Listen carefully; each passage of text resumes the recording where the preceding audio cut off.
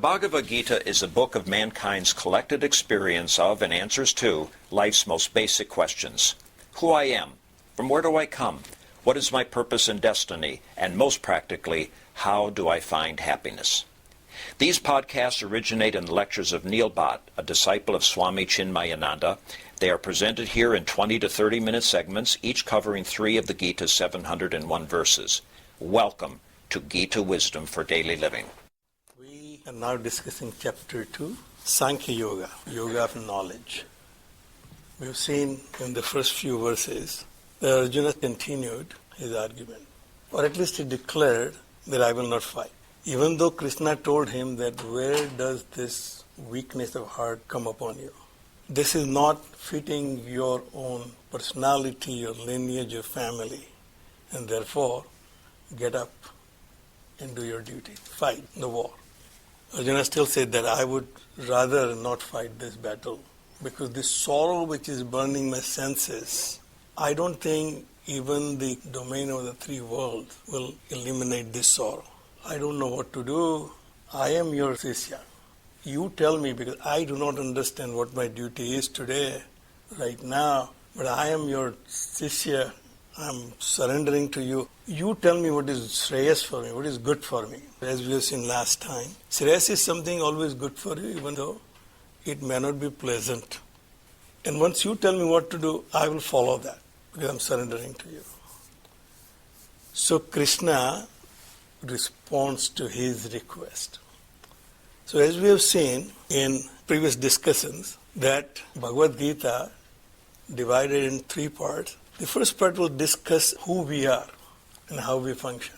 So we have one paradigm right now which makes us do everything that we do in our life. That paradigm is that I am this body, this mind, this intellect, this limited being is me, and the world is something completely other than me. I am a mortal being. I was born at time T1, and I'll die at time T2. Both are hypothetical events in my life because I have no experience of my birth, and I do not know what death is like right now. So that's our paradigm. I'm an island by myself. I have a limited shelf life. That's our paradigm right now. So Bhagavan, coming out of the gate, changes that paradigm for Arjuna and for us.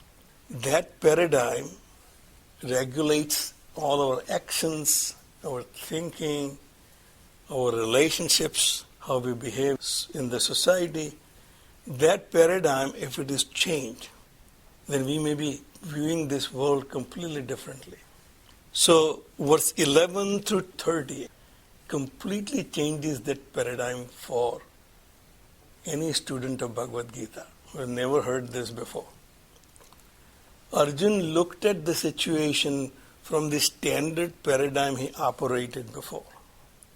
These are my relatives. Bhishma is my grandsire, my grandfather. Drona is my teacher. And how can I kill them? How can I fight with them where obviously death is almost guaranteed for one party or the other? So this paradigm was driving his mental condition to a point where he has completely plunged into this ocean of sorrow, where he can't come out. He cannot function. So he's completely dysfunctional because of this operation of his own internal mechanism of what's happening in his life. So it is something like if your son who is a high school student comes to you and said, I have this problem with the mathematics in this equation, you probably can help him out and he can go back and continue functioning. But he comes to you and says, Mom or Dad, I'm quitting school. I'm dropping out of school because mathematics is compulsory. There's no way that I can deal with this mathematics. Well, at that point, you can't really give him just a simple guidance. You realize that this is overwhelming from him because he's not understanding what mathematics is all about. He has never really prepared himself to deal with it. So you say, well, we have to clean up your fundamentals. You start with the fundamentals, how this mathematics work, how the fractions work, and then make you understand the fundamentals of mathematics, then maybe you will be able to build upon that knowledge. So Krishna starts with basic fundamental statement which changes the paradigm for Arjuna. So the first thing he says is, Asocyanu anvasochahatvam pragna vadan chabhasase. You are grieving over those not supposed to be grieved over. You're grieving over things, you're worrying about things which are not supposed to be worried about. There are certain things that are guaranteed and you should not be worried about them. You don't get upset because sun is setting, because you absolutely know it's going to rise tomorrow. Those things are guaranteed. In nature, we know the cycle, and when we see something occurring, it is part of the nature, we don't really get upset. So here Bhagavan says that you are worrying about things which are not worth worrying about because they are natural. Pragna vadan sabhasase. You are speaking the words of wisdom. Now he is obviously referring to all his discourse in last chapter about the effect of war on the society. It was a very intellectual analysis of the effect of war on a society. But you can only do that if you know how the society functions. You are worried about the family units being destroyed, but you don't know how family units functions. Family units can only be functioning if the family unit is protected.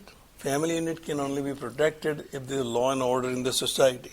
If no crime is punished in the society, there wouldn't be any family units left. So therefore, when you speak about effect of this war on the society, you should also understand first how a society functions. You're worrying about things which are not to be worried about.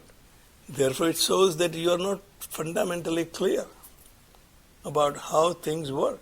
And still, you speak like a pandit. But it is a real pandit. Gatasun agatasun chaha na anusochanti panditaha. Those who are gone, gatasun agatasun, those who are not gone yet, they are here. Living being.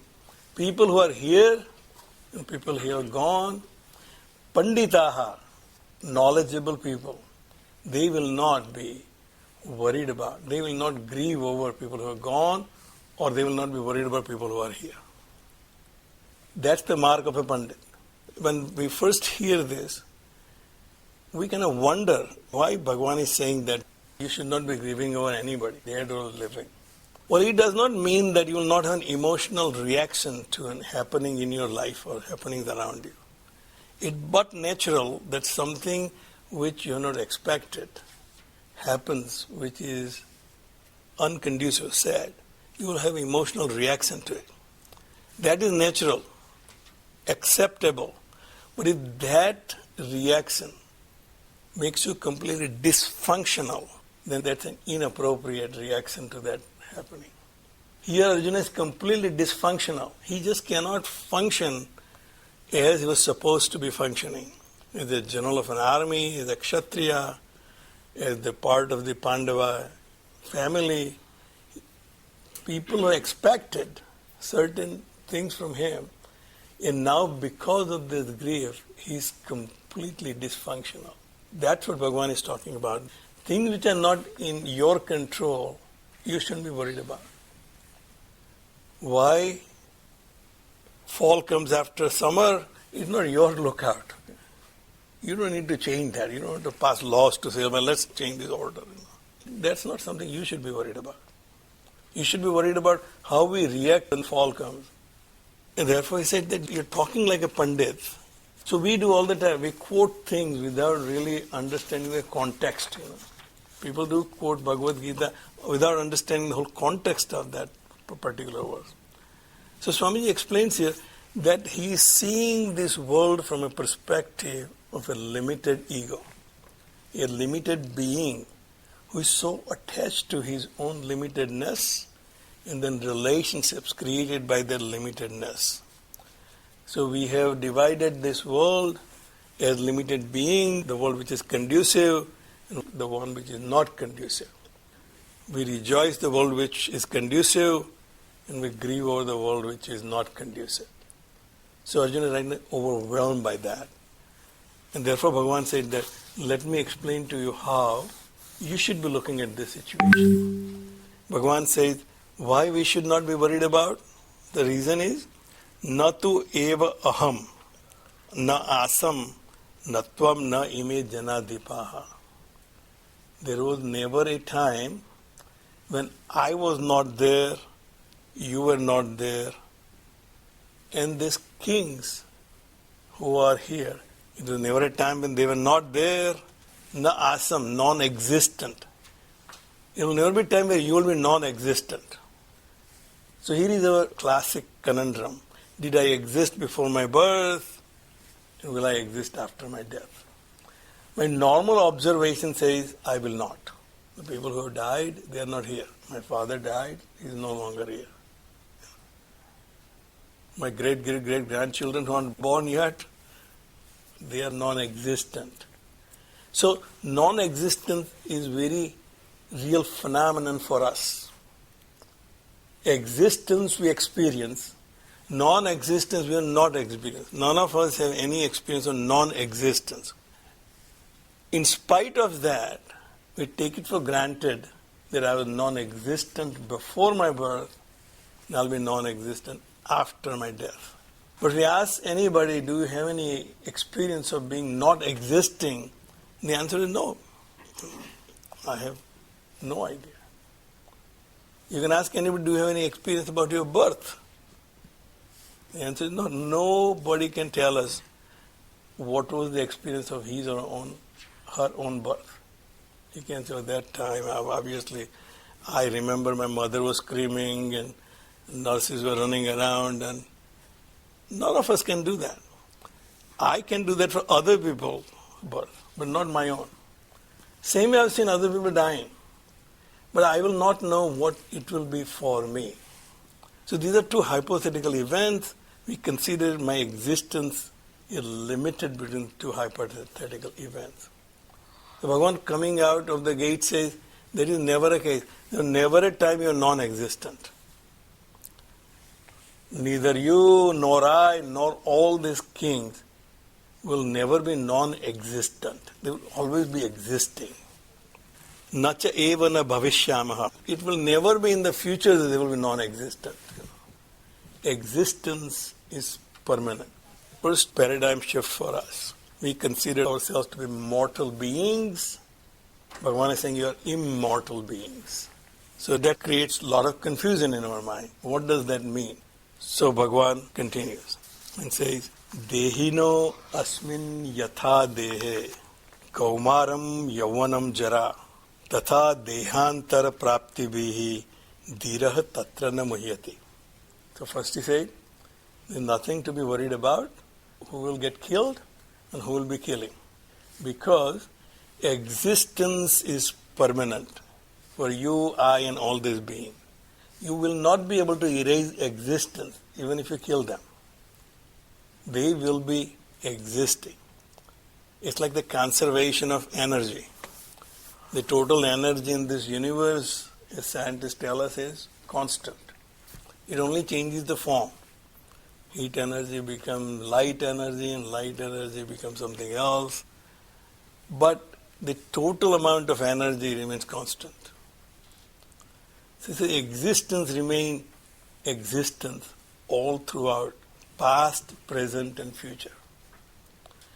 But manifestation of existence will continue to change. So this table is a table now. It was wood before. That wood was a part of a tree before. That form of existence is continuing to change, but existence remains existence. So giving example of our own life, that's something which I can relate to. That I was a young boy, I was a child first, then a young man, and I'm now an old man. But something never changed within me. That feeling I never changed. When I got up in the morning as a teenager, and the feeling I was exactly the same as when I was a young man, the same feeling I have today as an old man. Everything else changes, but that feeling I never changes. When I think about myself, I think I never changed. My body changed, my education changed, my thinking changed, but I remain what I am. Dehino asmin yatha dehe kaumaram yauvanam jara. Just you change your existence as a child, as a young man, and an old man. Tatha dehantara prapti bihi. The changing of this body is similar to these changes which you have experienced. You do not have any experience about when this body will not be there. The death will be the non-existence for this body. It's a deha antara, the indication here that you will be changing this body for another body. So as Swamiji points out here, this is the first indication in Bhagavad Gita about reincarnation. And obviously, we by osmosis have learned about reincarnation. We don't really question it. But how many of us really believe in it is a real question. And if you really ask yourself, we really have no real faith in reincarnation.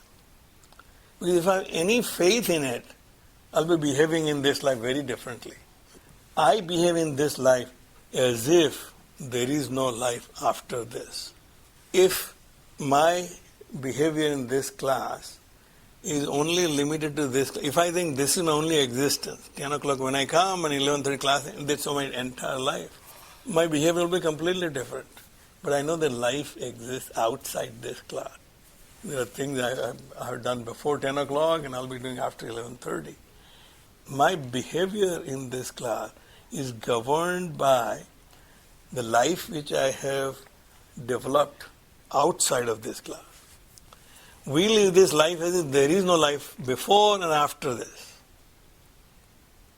Therefore, we really do not have much faith in that reincarnation theory. So Bhagavan here comes back and says that there will be existence for you and there will be a vehicle for you to exist after this life, which will not be much different than you existed in the body of a child, then a body of a young man, and now you are surviving the body of an old man. You did not change within yourself. But the changes did occur in the equipment which you are using to function. This body is a counter. My limitations, where the world starts and I end, is at my skin. That's where I consider I end and the world starts. Everything beyond my skin is the world. Everything within my skin is me. That limiting myself to my body. This body I cannot consider to be permanent or constant. I have seen it growing and I am seeing it decaying. But I still consider I to be constant. Bhagavan said, this will be exactly the same situation when you move out of this body and take another body. Tatha dehantara prapti. It will be exactly same as the other three stages we have discussed. Tatra dhiraha na muhyati. One whose intellect is steady. Dhiraha. Steady in a sense, one who knows reality, his intellect is steady. No matter how much you convince me that it is night outside, I will not be convinced. I will not get deluded that it's night outside. I know it's day outside. You cannot confuse me. That's the dhira. Intellect is steady about the reality. He does not get confused by this self moving out of this body, going into another body. Nothing really changed other than a change the equipment. That basically the indication here, the first indication of this is not the only life. We'll stop right here. Om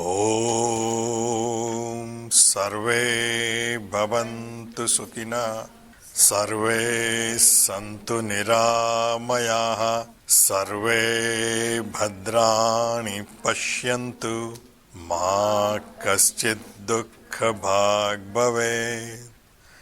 ॐ शान्तिः शान्तिः शान्तिः। हरिः ओम्। श्री गुरुभ्यो नमः। हरिः ओम्।